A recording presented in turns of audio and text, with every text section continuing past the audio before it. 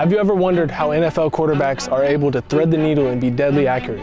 The truth is, anyone can learn how to have ultimate precision. And the method for becoming an accurate thrower is more simple than you may think. I only know because I used to struggle with my accuracy until I learned what I'm going to tell you in this video, which has helped me make some of the craziest football trick shots of all time. So if you struggle to throw accurately, pay attention, because I'm going to give you 3 principles that will help you dial in your accuracy. But wait. First, you must understand that there are 3 main ways to miss your target when throwing. You can miss on the left or the right, you can miss high or low, or you can just pick the wrong spot you choose to throw the ball. And you have to understand what causes each of these misses and how to correct them. The first principle is alignment. If you go to throw and your shoulders aren't square to your target at the release of the ball, then you might be out of alignment. For example, if you're like this or you're like this, you're more likely to miss to the left or the right. If your head is leaning to the left or the right at release, you're more likely to miss to the left or the right. To fix your alignment, make sure that you're turning your opposite shoulder so it's facing your target, so that when you go to come through to throw, at release, your shoulders are square. It's not gonna be perfect every single time, but you should be pretty close. To fix your head alignment, you should feel like your head stays still throughout your entire throwing motion. Alignment was the first principle because it's the easiest to correct, unlike this next one, which is power consistency. You must be using your entire body to throw the football and be able to make the same throws with the same velocity over and over and over. There shouldn't be power drop-offs between reps. So let's talk about how to have consistent power. You can step for your throw, but you can't put your weight forward until your arm is ready to come through. So this means you have to allow your arm to transition in the windup before you press your weight forward. So as soon as you step and rotate, the ball comes out. This will help make sure that you're using your hips properly in the throw. Another key to power consistency and accuracy is posture. You want to make sure you're standing tall with a straight back. You don't want to be leaning over. And when you go to throw, you don't want to get your chest out in front. You must stand tall and keep your back straight as you rotate. And you also must keep your knee behind your front foot. If you do these 2 things well, it should improve your power consistency and allow you to control the trajectory of your throws a lot better. When you get your weight forward too far or too early, it'll cause you to throw the ball down at your receiver's feet. Make sure you're pressing your front leg into the ground to keep your chest and your hip back behind your front foot so you can rotate effectively. The third principle is rhythm.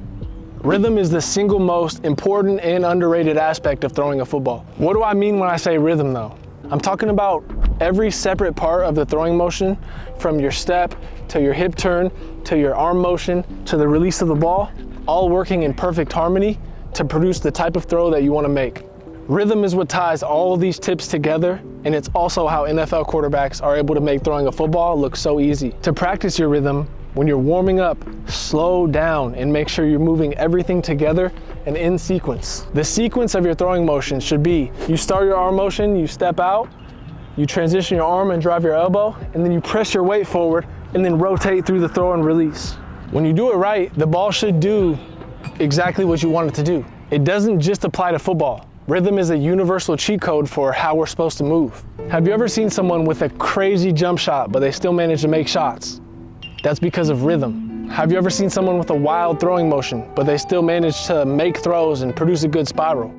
That's because of rhythm. Having good rhythm allows you to be off balance or out of alignment and still produce a good throw. However, when you're in alignment, when you're on balance, and you have rhythm, you are the most accurate you will ever be. You can make any throw on the field that's required of you. And the last part of accuracy is teaching your body where you're supposed to put the ball. More specifically, teaching your eyes where to put the ball. So you have to drop back, see your receiver running, and be able to hit him in stride, whether it's on a crossing route, whether he's running a post or a streak. Regardless of whatever he's doing, you have to be able to hit that guy and put the ball in the right spot for him to be able to capitalize and make a play. This takes time and practice. You can't do this naturally by just sitting there and playing catch. You have to be throwing to moving targets. You have to be actively working on calibrating your eyes and calibrating your arm to know where to put the ball to hit your receivers in stride. Understanding these tips is only half the battle. At the end of the day, you have to be repeatable.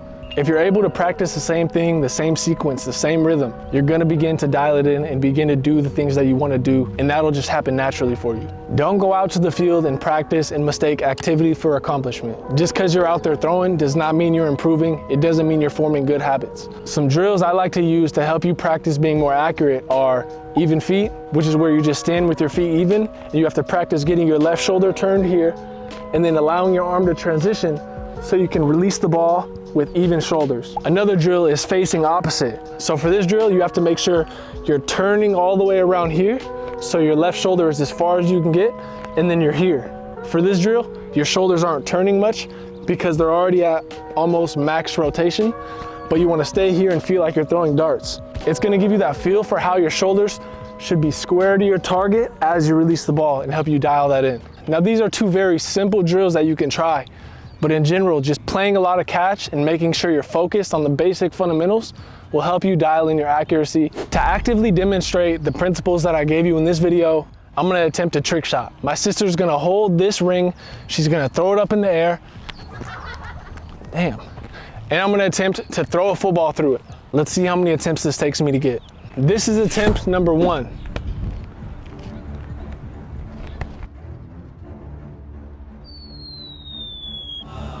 Attempt number 2. Yep.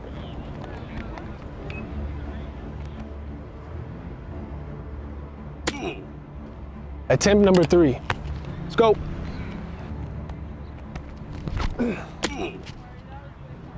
I need my sister to put some of these principles into practice throwing the hoop because she's kind of inconsistent with the tosses, but we'll get it down.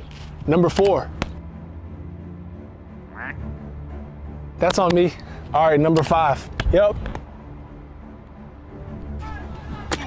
Damn. Number 6.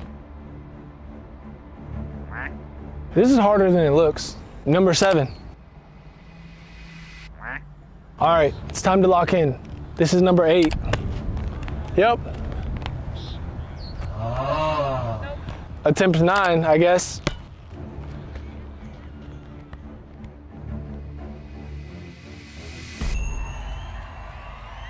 I hit it, but it wasn't clean, so we're gonna try again until I can get it through clean. So this is attempt number 10. Let's get it.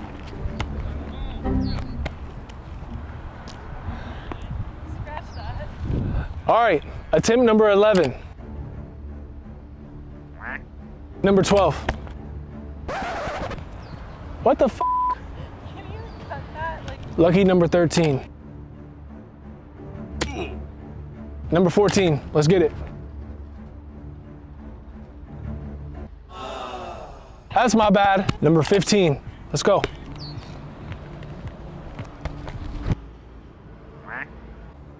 Sixteenth attempt.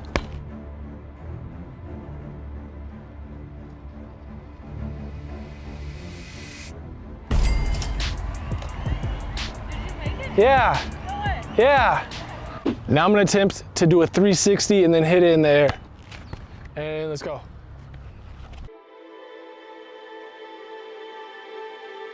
I don't got that today. Let's cut it. Shout out to my sister for helping me out today. If you've made it this far, please drop me a comment so I know who the real ones are. I appreciate you guys so much. Now let's get to work and I'll see you guys in the next video.